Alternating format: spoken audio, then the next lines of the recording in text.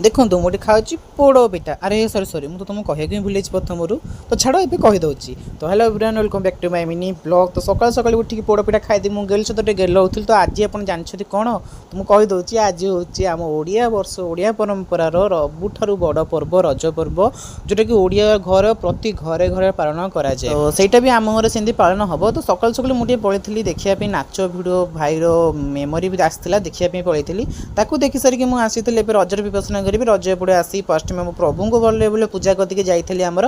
तो आज हम पढ़ुला मो भणजार गोटे पड़ा अढ़ेंगे आम अढ़ेंगे मंदिर में गोटे बोधा पड़ा तार आज जेहतु से रज स्पेशल में चलती प्रोग्राम से हो पारबनी।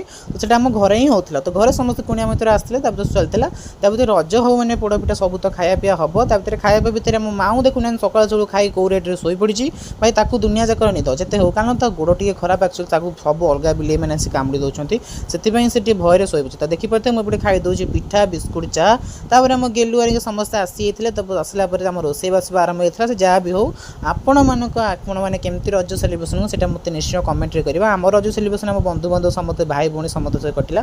तापर आम गेलु को टे खोईदे गाल से न खोले से खाएनि देखिपे पानी भी धरिकी पीए पड़े ना सब फोपड़े देव खाते खोले ही से खाइब। तो जहाँ भी हो रज मान तो दोली न खेल हेनी काली मैंने ना कि झील पिला खेल आम भी खेलू ना से मैंने दोली खेल चाष खेलू कबड्डी कबड्डी खेलू। तो भितर भी आम दोली खेल आसी। तो जहाँ भी हो दोली खेल सारिकी पूरा मजा मस्ती पूरा रज को प्रथम दिन रजटा मुझे भाव सेलिब्रेशन कर घर लोक एमती सेलिब्रेशन। नमस्कार जय ना आप कमेंट हैप्पी रज बोली कमेंट करदे।